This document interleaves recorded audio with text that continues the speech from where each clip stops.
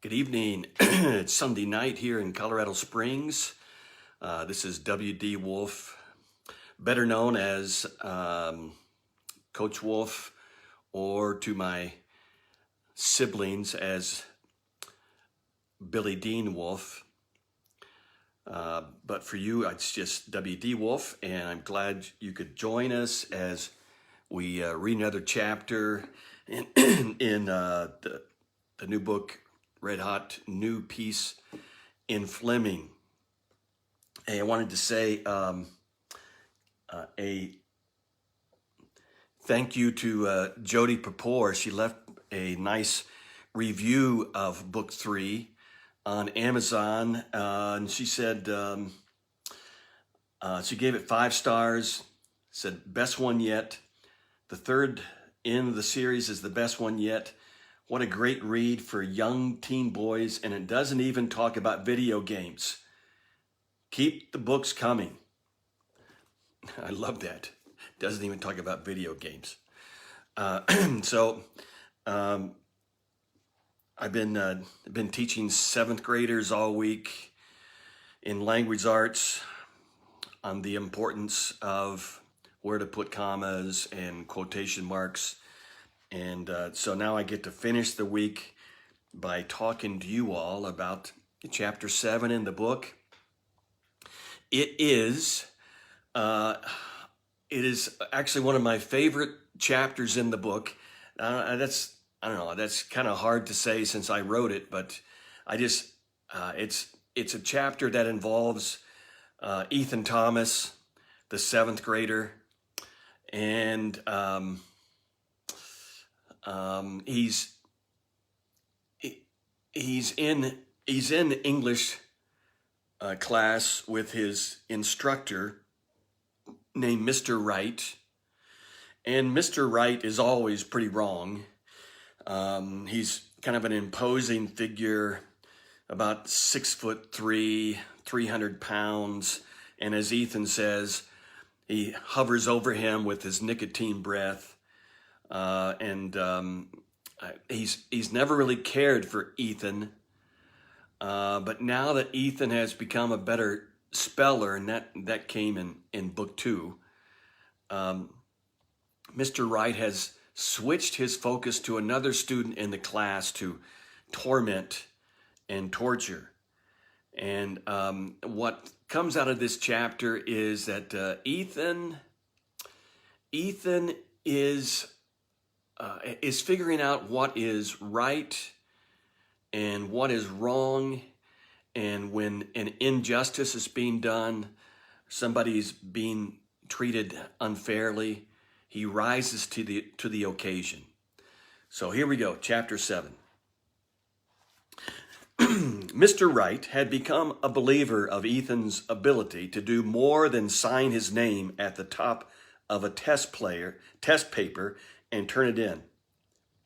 It used to be that language arts was Ethan's weakness, and because of that, he had been Mr. Wright's favorite student to embarrass. That humiliation happened often, and Mr. Wright seemed to relish any time he could stand towering over Ethan, his nicotine breath causing Ethan's nostril hairs to curl and make him feel smaller than he already was. Mr. Wright was 6'3" and had to come close to maxing out the bathroom scale in excess of 300 pounds.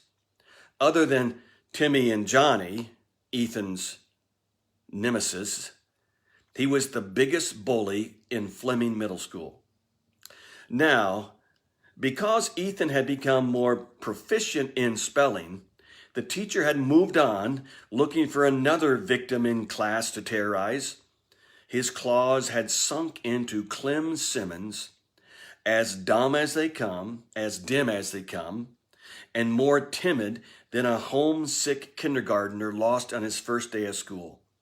Mr. Wright knew he could humiliate Clem to the point that the student would come close to tears.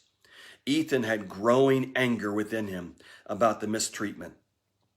It wasn't right what the teacher was doing. Mr. Wright was Mr. Wrong. On the first day of a new school week, Mr. Wright was on the prowl for his victim. He passed out the graded papers of last Friday's spelling test. When he came to Clem's desk, the first one in the far right row of the classroom, in order to give everyone a good view of the humiliation, he took Clem's paper and ripped it in two. "That's about what your test is worth, Clem. You might as well have ripped it in half and turned it in, because you didn't spell a single word correct. Not a single word, Clem. I'm surprised that you even spelled your own name correctly." Clem shrunk in fear of the scolding. He tried to pull his head inside his tattered shirt that had already been handed down to him from his 4 older brothers. A few snickers could be heard around the classroom. Clem's body began to quiver. He was crying. He wiped his runny nose on his shirt sleeve and sniffed in a woeful sort of way. "I can't believe you were passed from 6th grade to 7th, Mr. Wright continued. "I'd be more surprised if you spelled one word correctly," pausing for effect, "sometime before the school year ends." Ethan couldn't take any more, and from his seat, 3 rows over, he stood to confront Goliath. "I used to have trouble spelling my own name, Mr. Wright, and I know you enjoyed making me feel dumb and worthless too." The class had turned toward Ethan, shocked that he had said anything, and even more surprised that he was confronting their bullying teacher. "Mr. Thomas, sit back down in your seat." "No, sir. Not until we deal with your unfair treatment of Clem. Just 'cause he struggles in spelling is no reason for you to make fun of him." "I said sit down." "I learned to spell because I had somebody who convinced me that I could. Somebody who encouraged me and helped me. You'd think that would be you, Mr. Wright. You'd think the one teaching the class would be the one who'd want students to get better instead of making them feel all bad and stuff."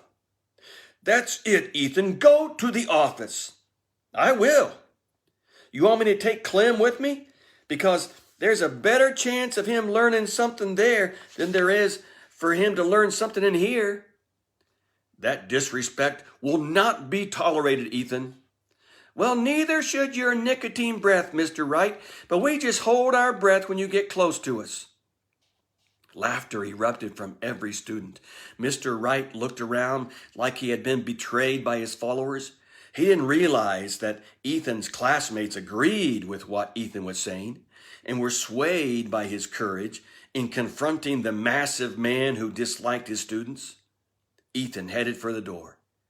He knew he'd receive the consequences of his insolence, but he didn't care. At that moment, it seemed worth it. Later on, after word got back to his mom and papa, it might not. Why did Mr. Wright treat kids that way? Why was he even teaching middle school kids? He walked down the hallway toward the place where the verdict would be rendered. "Ethan, wait up!"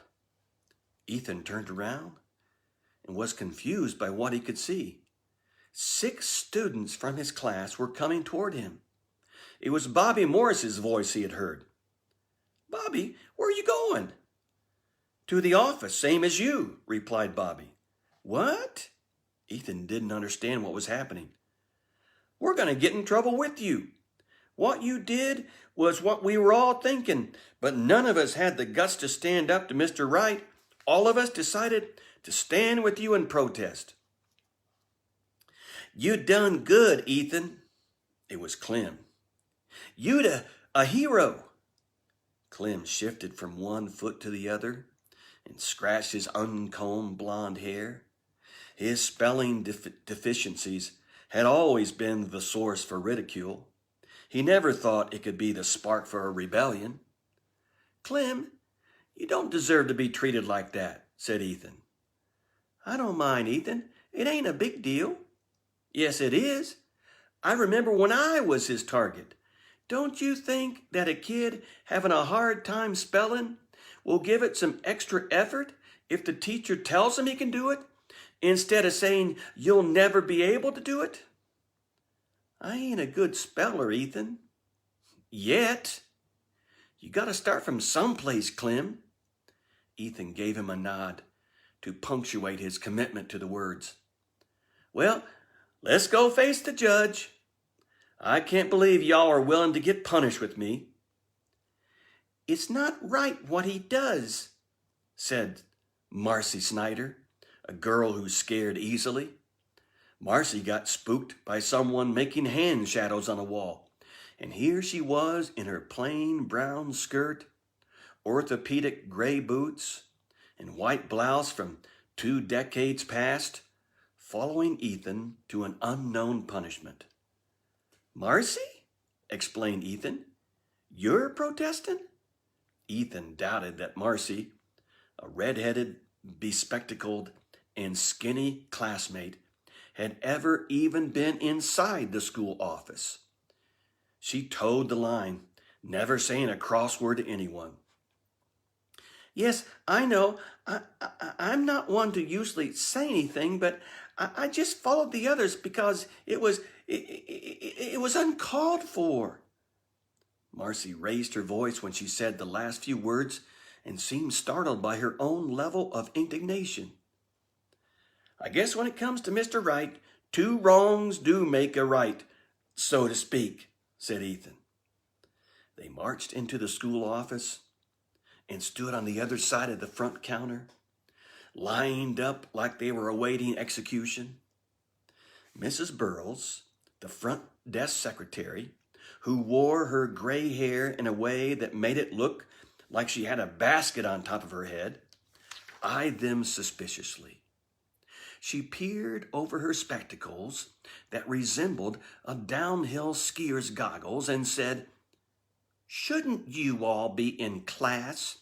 Why are you standing behind my counter?" Her tone conveyed her annoyance at being interrupted, trying to understand what such a big word meant coming from the mouth of a 7th grader. Our transgressions, the errors of our ways.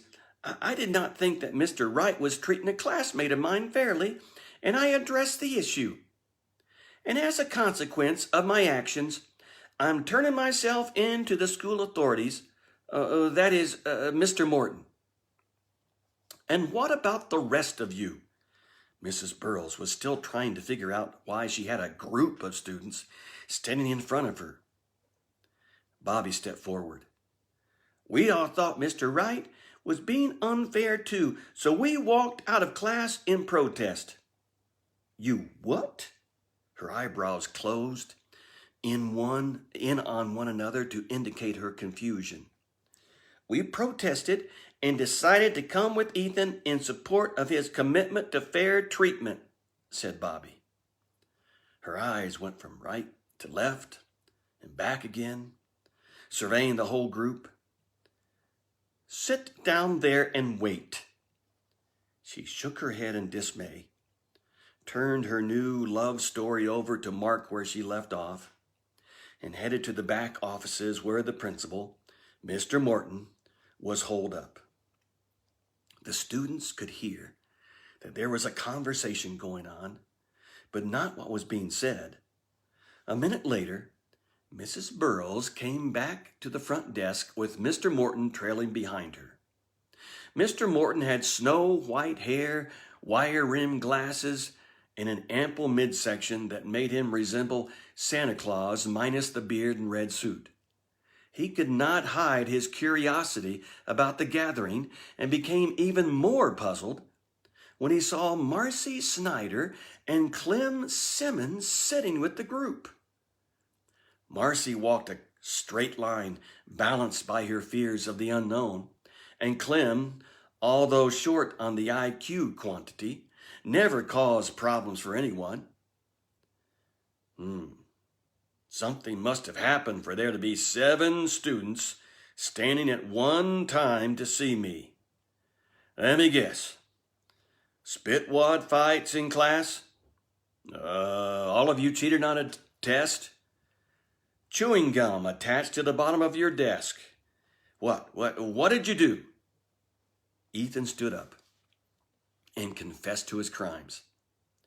I didn't agree with how Mr. Wright was treating Clem in class, so I told him so.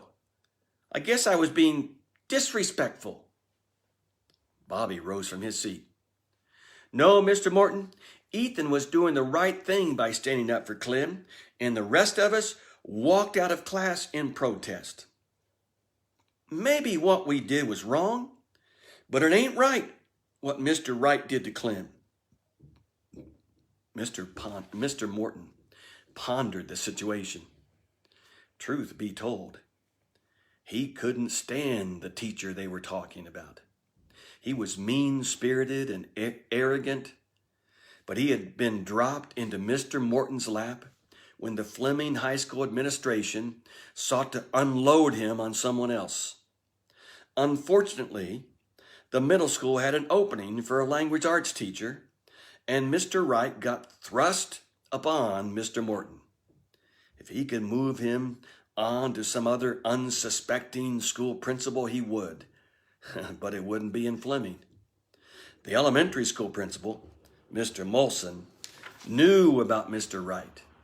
He would rather teach the grade school students Russian before bringing in the instructional brute.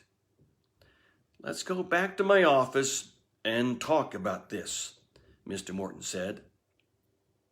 He led the group back to a room that none of them had ever been in.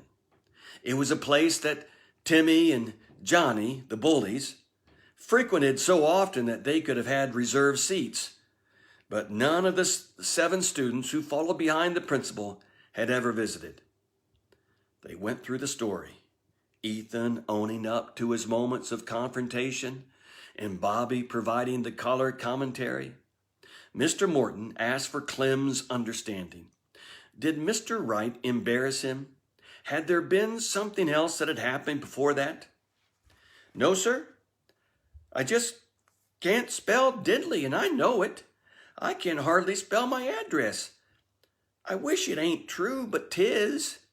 I'm a lot better at things like hunting for rabbits and whittling a nice sharp stick that I can use as an arrow and hunting them.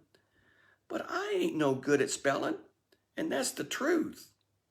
Clem's eyes lowered, and he fiddled with the thread string that had emerged in front of one of his short buttons. Mr. Morton nodded his head, listened to each of the others sitting in front of him, and then spoke the verdict. Listen, I can't allow my students to get into verbal confrontations with their teachers. And I can't allow students to just get up and walk out of class. I'm going to call each of your parents and let them know what has happened and that each of you will be doing an hour of odd jobs around the school today after the closing bell. Do you all understand where I'm coming from? Each of them nodded, with repentance written all over their faces. He felt sorry for them, but he couldn't allow there to be a student mutiny against his staff. On the other hand, I will have a conversation with Mr. Wright about what has happened. If what you have said is true, I'll make some stipulations for him to follow, like trying not to embarrass a student and being fair in his treatment of each student. Using a breath mint once in a while would help, said Ethan. Now, Ethan, Mr. Morton replied, sounding like Ethan's dad when Ethan exaggerated a point. It's true, Mr. Morton. You can smell the nicotine. It's worse than the boys' restroom the day after we've had chili for lunch. If he's a lying, I'm a crying, said Bobby, thinking his rhythm might help in the convincing. I'll have a talk with him. Mr. Morton said it with finality to indicate that the meeting was over. The students stood and started to leave. Ethan, would you stay for a moment? Uh-oh.